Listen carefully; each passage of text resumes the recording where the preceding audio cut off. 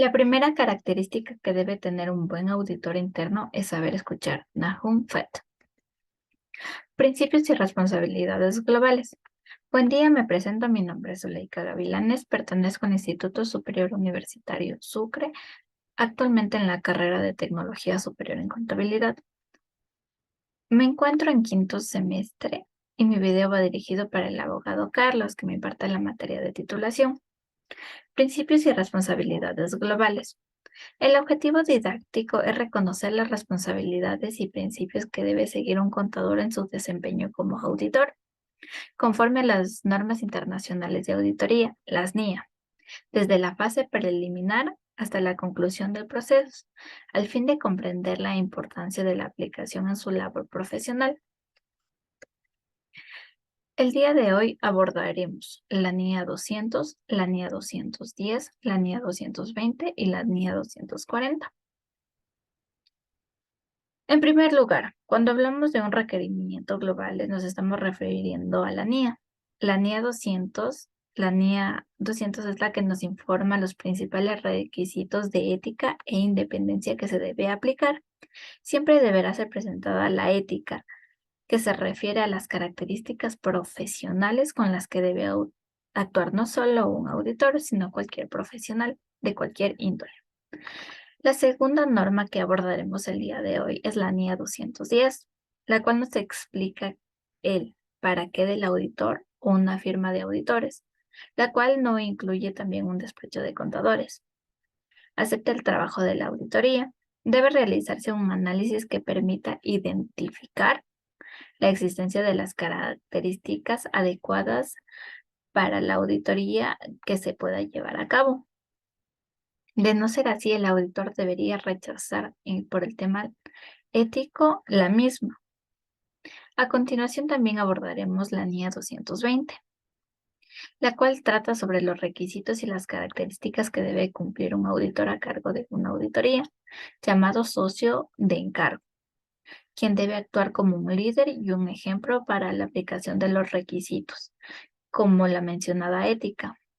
Este recurso se puede conocer con los aspectos que deben tomar los miembros del equipo de trabajo, como la experiencia, la ética, el juicio profesional, entre otros. Y por último, hablaremos de la NIA 240, donde se expone cómo se debe actuar ante un auditor cuando se encuentra ante un riesgo de fraude, situación que puede alterar significativamente la información financiera y repercutir en la auditoría o en la entidad misma. La NIA 200, los objetivos globales del auditor independiente y la realización de la auditoría de conformidad con las normas internacionales de auditoría. Como anteriormente les expliqué, la auditoría tiene como objetivo muy específico otorgar un nivel de confianza acerca de los estados financieros y el cumplimiento de las normas internacionales de información financiera, las NIF. De esta manera, la auditoría se vuelve útil para las necesidades de los usuarios de la información. Un ejemplo muy claro puede ser las necesidades de los usuarios, como sabemos en que puede influir en la toma de decisiones.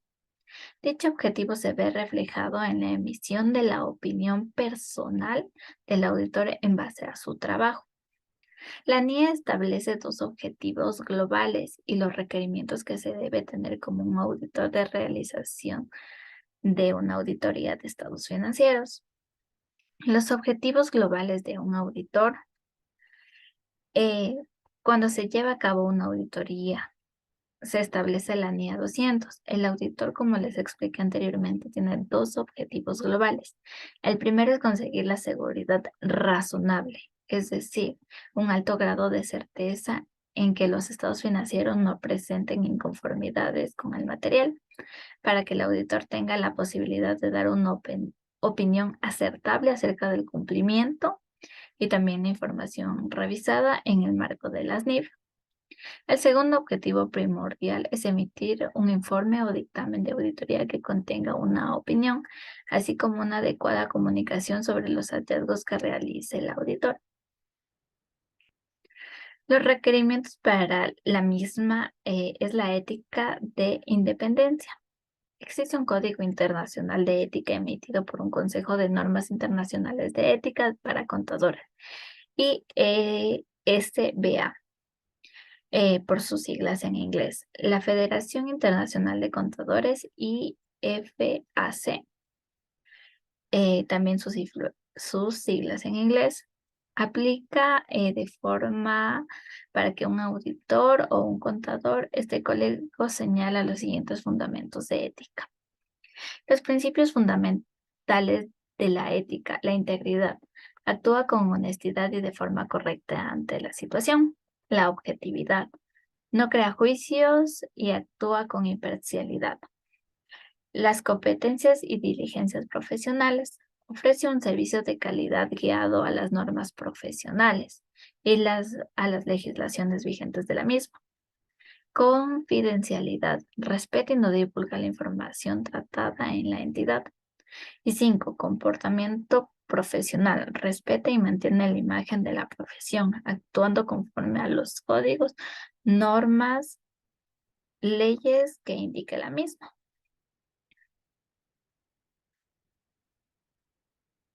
La NIA 210, acuerdos de los términos del encargo de la auditoría.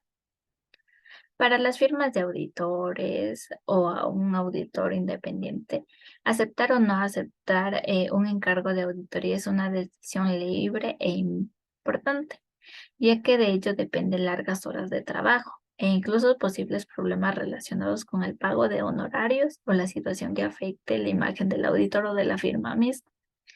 Entre estas cuestiones se pueden presentar eh, condiciones previas de auditoría. Barral Bautista del año 2015, la 72 a la 73. Menciona que luego de un análisis no existen las condiciones señaladas a continuación para que el auditor rechace el cargo. 1. Determinar que el marco de referencia para la preparación de los estados financieros es aceptable. Las normas de información financiera son un marco aceptable. 2. De acuerdo a que la admisión reconoce sus responsabilidades sobre la elaboración de los estados financieros, el propio control interno de la entidad va a facilitar la documentación e información que el auditor solicite de forma obligatoria. Cuando una de estas dos situaciones no se da previamente, hay una limitante para poder aceptar un trabajo de auditoría.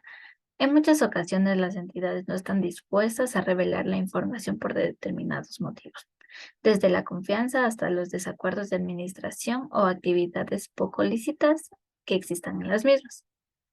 La revisión de las condiciones previas de este análisis se debe realizar a un auditor. Una vez se hayan establecido las condiciones previas de la misma, el siguiente paso es la realización de acuerdo bajo el cual se realizará el trabajo de auditoría aceptado por la entidad. Acuerdos sobre los términos de trabajo de la auditoría. Pueden enterarse como un contrato auditor-cliente, hacerse una carta de acuerdos escrita, firmada y con el conocimiento entero de ambas partes. Antes de comenzar un trabajo de auditoría, esta ayuda a evitar posibles conflictos y confusiones, de acuerdo a los siguientes requisitos: el objetivo y el alcance. ¿Para qué y qué se hará? Las responsabilidades, el auditor y la entidad a la cual se vaya a auditar. Marco referencial para preparar los estados financieros, las normas internacionales de información financiera, las limitaciones inherentes, naturaleza de la información, las limitantes de los procedimientos y limitar los tiempos y los costos del mismo. Referencia del dictamen a emitir, la forma, el contenido y la declaración de la que puede ser el cambio. De acuerdo a dicho resumen, al igual que los compromisos del auditor y de la administración, asimilando los mismos se defiende al marco que se utilizará. En este caso van a ser las NIP, específicamente las limitaciones propias que la empresa le dará al trabajador de los procedimientos para que se los aplique. La limitación puede ser precisa y en el tiempo. El presupuesto es necesario para analizar todas las pertenencias correspondientes a la manera. Los factores que hacen necesaria una revisión y una aclaración de todos estos es la nueva que se ha hecho en la entidad. Esta malinterpreta tal vez los objetivos, el alcance o cualquier otro término en especial. La NIA 222. Control de calidad de la auditoría y de los estados financieros. Otro aspecto que el auditor tiene que considerar, simultáneamente con los requisitos de la ética, que se refiere a los requerimientos del control interno, es afianzar la calidad de la auditoría realizada. Cada firma o cada auditor está obligado a elaborar un sistema de gestión y el control de calidad del mismo, el cual permite que garantice y permita a las autoridades la planeación, ejecución e información de los estándares que proporcionan un alto nivel de confianza, en donde todos los socios, en firmas de los participantes, actualmente la atención de dichos sistemas de calidad. Como consecuencia, este es el cumplimiento de un dictamen. Por lo mismo, para lograr todo lo anteriormente mencionado en la NIA 222, establece los siguientes requerimientos de responsabilidad del liderazgo del socio encargado, la persona que dirige la auditoría y que responde ante la parte de la firma de los auditores. El socio de encargo debe asumir la responsabilidad general. Las actividades del equipo de trabajo dependen de su dirección, supervisión y revisión, tal como el proceso administrativo. Como segundo punto, la participación suficiente y adecuada del socio encargado. El socio encargado es el ejemplo para seguir al equipo y se actúa bajo el sistema de gestión de calidad. Todo el equipo depende de él y se hace llegar igual a él. Comunicación de la información más importante en el momento adecuado. Nos menciona que el equipo de trabajo tiene que tener una confianza de dirigirse al socio encargado para mejores resultados y tener mayor eficiencia. Como cuarto, escepticismo profesional. La calidad del auditor no debe verse afectada por situaciones que afectan el juicio y el desarrollo del equipo de trabajo, desde el tiempo que disponen, presiones, honorarios, entre otros. Los factores pueden ser variados y de manera negativa, la mayoría de veces. Como quinto, asignar procedimientos o tareas o acciones a otros miembros del encargo. Como muchas actividades, a veces es mejor delegar tareas que cubrirlas al 100%, tú solo. El auditor es el encargado de los procedimientos y de las acciones de delegación a los miembros de su equipo de trabajo, así sean más aptos para él. Por otra parte, los requerimientos de la ética se refiere a asignar los siguientes: cómo abordar el requerimiento de la ética. Nos manifiesta que la firma debe proporcionar los mecanismos y la información apta para el socio eh, de encargo y los miembros del equipo logren cumplir los requerimientos establecidos. Segundo, identificar y evaluar amenazas cuando se cumplen otros requerimientos. Asimismo, como deben ser creándose los manuales sobre la aplicación, deben existir información acerca de cómo identificar y manejar las posibles amenazas y fallas. Como tercero, incumplimiento o indicio de incumplimiento de los requerimientos. Así como se deben crear los manuales de aplicación, deben existir la información acerca de cómo identificar y manejar las posibles fallas del mismo. Nos trata de mencionar sobre el incumplimiento en base a la entidad y como cuarto, llevar a cabo las acciones adecuadas. Este es un punto muy importante, ya que entre las acciones que pueden hacer las medidas disciplinarias se puede comunicar la situación ante la entidad y según la gravedad del asunto, buscar asesorías legales o retirarse del encargo, si es posible, a las normas que lo permiten. La NIA 240, responsabilidades del auditor en la auditoría de los estados financieros con respecto a un fraude. La NIA 240 nos aborda sobre las responsabilidades de la manera que debe actuar un auditor ante algún caso de fraude, dentro de la revisión de los estados financieros, obviamente. Es importante tener en cuenta que a pesar de todo el objetivo de la auditoría en los estados financieros no es la búsqueda de un fraude. Es prudente determinar los factores que apunten a la existencia para no favorecer la comunicación necesaria entre la misma. Además, el escepticismo profesional debe ser una parte fundamental del mismo, ya que nos permite considerar la información presentada por el mismo en este completo libre de errores y por lo tanto puede ser presentada un fraude.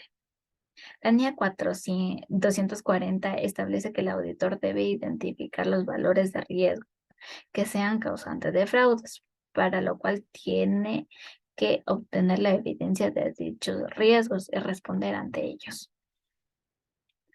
Para lo cual nos menciona los siguientes requerimientos ante un fraude.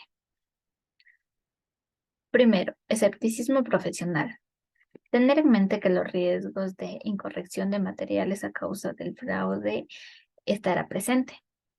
2. Discusión entre los equipos de trabajo. La comunicación es un factor muy fundamental sobre el grado que pueden verse afectadas o comprometidos los estados financieros, ya que no hay diálogo.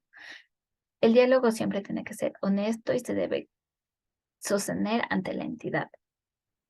3. Procedimientos de valores de riesgo y actividades relacionadas. Los procedimientos que se van a aplicar es conforme a la NIA 315, que abordaremos más adelante. Identificación de los valores de riesgos de incorrecciones de material debido a fraude. Se debe aplicar la NIA 315. Respuestas a los riesgos valorados de incorrección material debido a fraude. Acciones que se deberán tomar basada en la NIA 330. Evaluación de la evidencia de auditoría. Se valora la adaptabilidad de la evidencia obtenida o, en su caso, la falta de evidencia debido a su incumplimiento fraudulento. 7. Imposibilidad del auditor para continuar con el cargo. Esto sucede cuando el auditor considera que ya no puede continuar con el cargo bajo el trabajo o debido a la situación de la entidad. 8. Manifestaciones escritas. Reconocimiento de la entidad sobre sus responsabilidades y sus conocimientos sobre el fraude. 9. Comunicaciones a la dirección o a los responsables del gobierno de la entidad. Esta comunicación se debe realizar oportunamente cuando se detecta el fraude con la administración o, en el caso, con la dirección que corresponda para las medidas necesarias. 10. Comunicaciones a la auditoría, regulador y la supervisión. En este punto, uno de los más importantes, ya que en este caso le convenceré al auditor por su ética y por la responsabilidad social. Se debe evaluar si él debe informar a la autoridad ajena a la entidad, aunque se rompa el pacto de confidencialidad. Como 11º y último, la documentación. Se realizará sobre la toma de decisiones, las evidencias y los riesgos encontrados, los procedimientos y las respuestas a dichos riesgos, los resultados de las respuestas y los procedimientos, la comunicación presentada entre la entidad y el auditor, y en base a la conclusión que será revisada. Todo esto va con el fin que comprendas y observes, ya que de manera persuasiva puede ser que te encuentres bajo un fraude. En conclusión, la auditoría es un proceso muy riguroso de análisis, el control interno, la planeación, la ejecución e informes. Cada etapa que contenemos tiene sus propios requerimientos y procedimientos. Es importante que tengas noción para el mismo, que conlleva un análisis previo ante las mismas. Esto ha sido toda mi presentación el día de hoy. Muchas gracias.